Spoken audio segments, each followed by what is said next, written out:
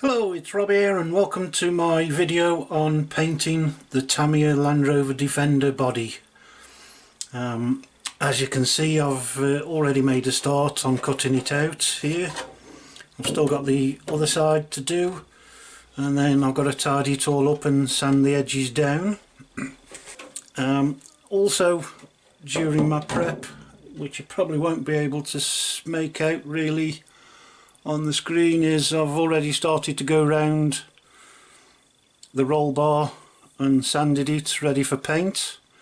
The install guide says to use semi-gloss black, but I've decided I feel fancy going for satin black. I'm going for to make it a bit less shiny, shall we say.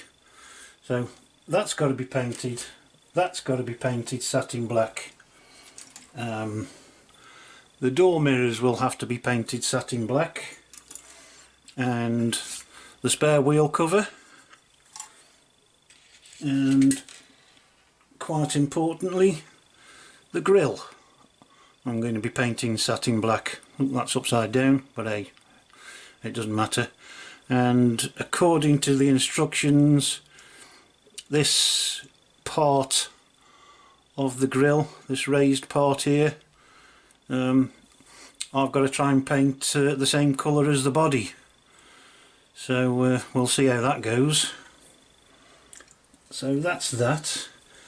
The next thing is the kit comes with LED lights, and as you can see, the light buckets to hold the lights come, and they're actually black. And Tamiya say to paint this chrome silver from one of their acrylic range, but I've actually got some chrome paint. As you can see, it's a lot shinier, and I've masked these areas off before spraying it, just so that the double-sided tape that you have to use on those bits will stick a bit better. And I think the last thing that I've done so far is these are the door mirror inserts, and again there are decals for this on the sheet, but I don't think they look that good, so again I've sprayed them with some of my chrome spray. Okay, so I've just done a test fit of the body, just to check the body mount post holes, and I seem to have run into an issue. I don't know if you'll be able to see there, but if I zoom in a bit for you, you can just about make out that my little red dots are exactly over the front body posts. And then if we come back to the rear ones, I think you can see there that it's a good few mil out. Now I've double checked and triple checked, and I have followed the install guide to the letter on the positioning of these body posts, but it seems that they may have got a bit mixed up. And the other thing I've noticed is, if we come down to here and pull back a bit, I don't actually think the markings line up properly. As you can see there, I know it's dropped down a bit at the back at the minute, but even so, and if we go to the front, you'll probably be able to see that it's not lining up. So I think what Tamiya may well have done is, if we come back up here,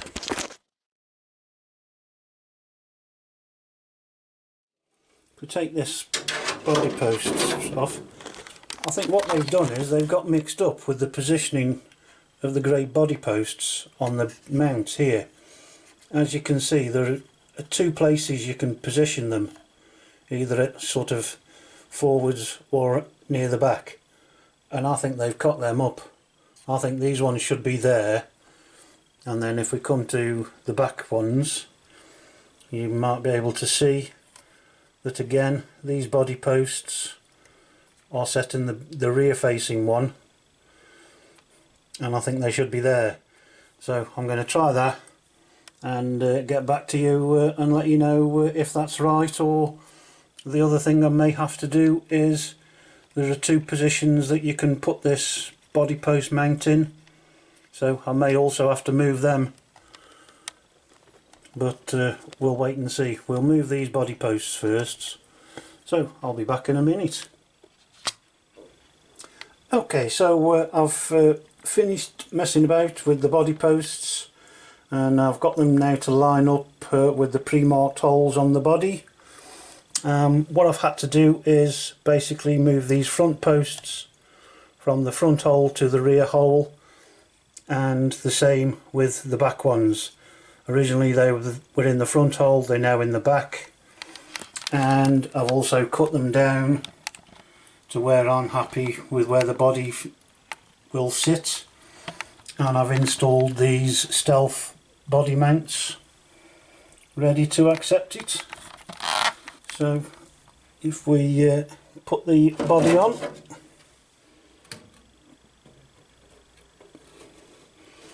something like so. Oops, he says as he knocks it.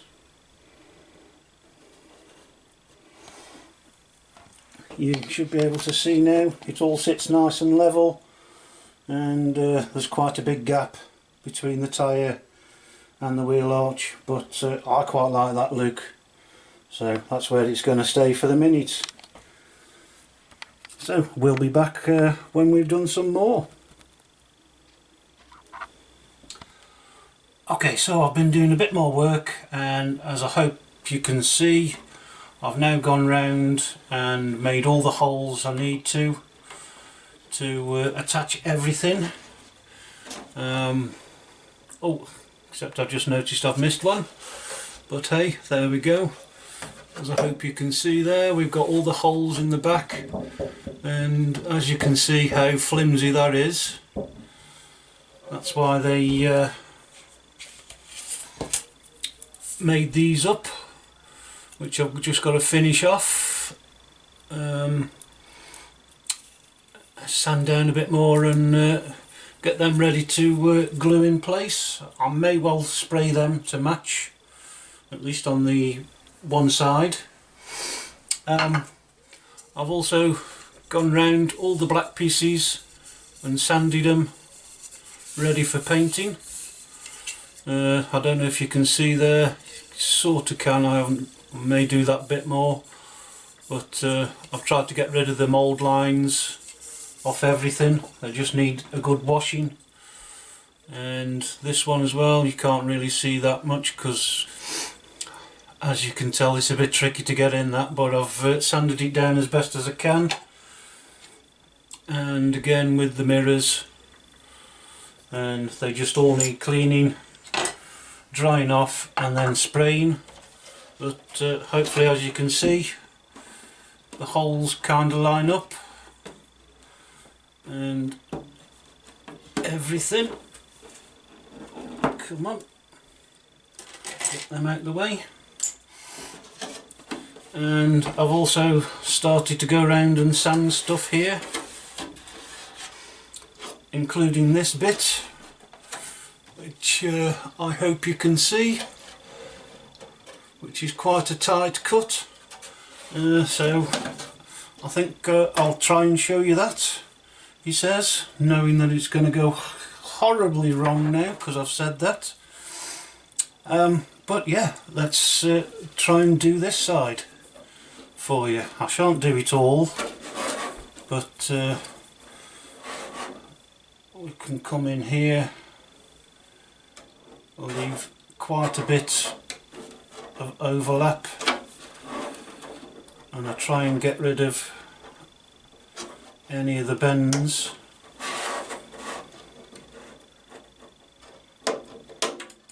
Like so, before using these curved scissors. to cut in there.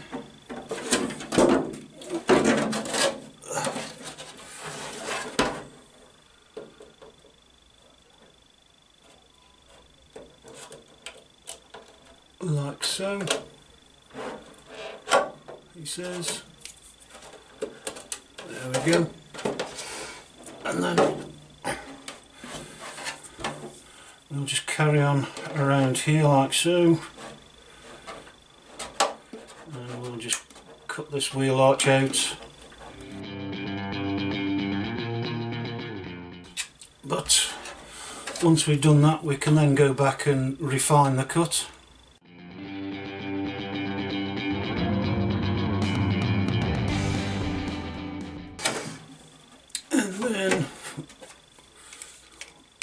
We can, he says, come around this bit to widen it up.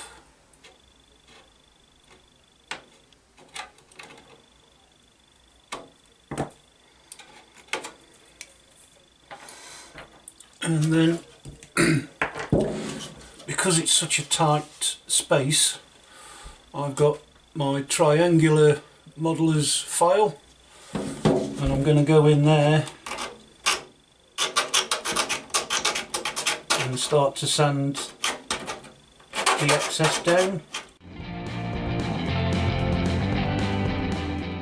and then we can change to one of these rather thin nail files just to try and get rid of some of this excess. In fact, I could probably cut that a bit more. I think I will.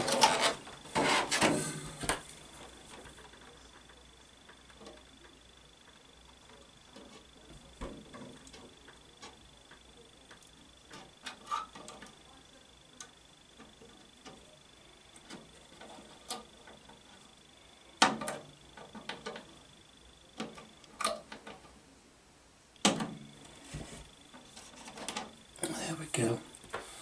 It's better.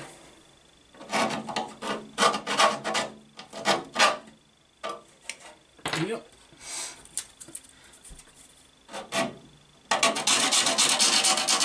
And then, oh, I've just broke me. And then from that, it's just a case of sanding it down with various bits and bobs. Now I've got to that point, I think I'm going to use my round file just to try and round that point off, in the hope that it'll, shall we say, not split so easily.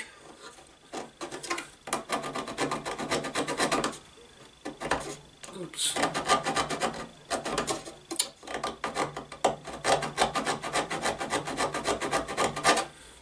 And that's what I'll do. I'll keep doing that until I'm happy with it, and I'll be back to you once I've finished. Right, I've finished cutting out the wheel arches and getting them quite close to the lines, and what we do now is sand it.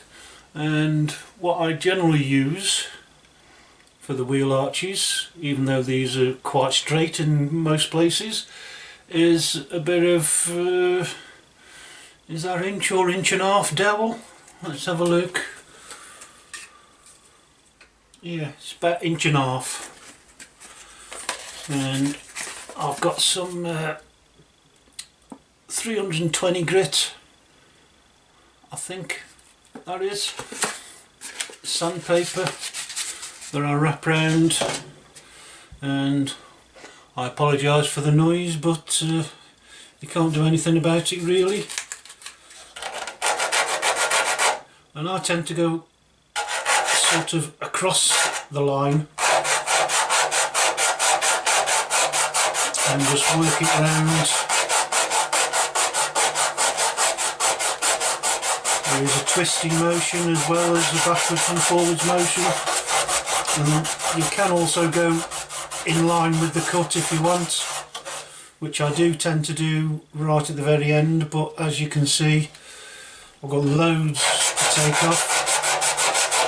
I didn't want to cut it any closer in case I went a bit too far.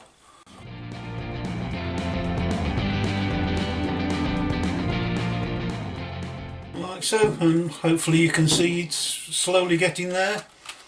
So we'll continue with that, and I'll be back to you once I've finished it. And with that, we've got one completed cut-out body. I've still got to go around the edge with a finer wet and dry paper just to really smooth the edges off and make sure I've got no you know, sharp edges. I thought I'd just show you, seeing as I forgot this one.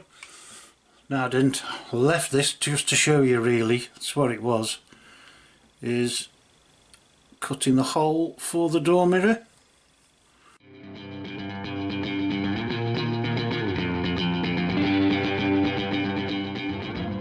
Just about right.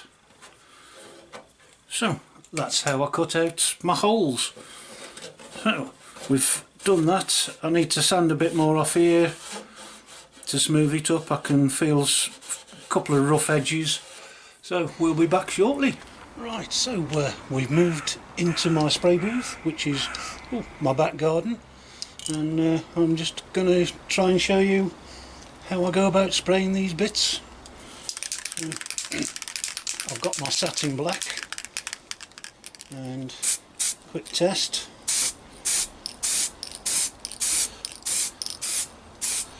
And I'll just go around like so. Just a quick coat,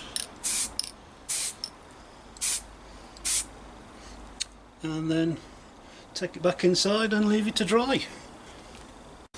And we've now got the fake spare wheel cover, and again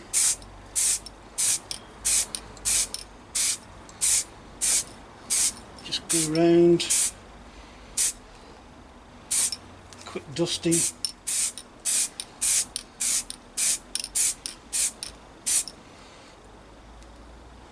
Looks about right, and again I'll leave that to dry. I've finished all the black painting, as you can see. We've finished the grille. We've used chrome silver acrylic paint for both the indicators and the side lights, and then once the paint's dry I've gone over with the clear orange on there rather than Tamiya's suggestion of just gloss orange, and I've put the decals on, and hopefully you can see there just about I've painted the top part of the grille to match the colour that I'm going to use. We then got the roll cage, which I've just clipped together just to show you how it'll look once it's on the car. We've completed the door mirrors, stuck the insert in with double-sided tape, and we've done the wheel cover and put the decal on that ready for that. And then I've also painted these two support strips with black paint to match the interior, because once I've sprayed it with the dark blue and then the silver backing, I've decided I'm going to spray it all black as well, because I think the black will look better than having a silver finish inside. And with that completes the first video of this bodywork build series of my Land Rover Defender 90. Hope you've enjoyed watching, and look forward to seeing you in the second part, where I'll hopefully be completing the kit. Thanks for watching. Bye.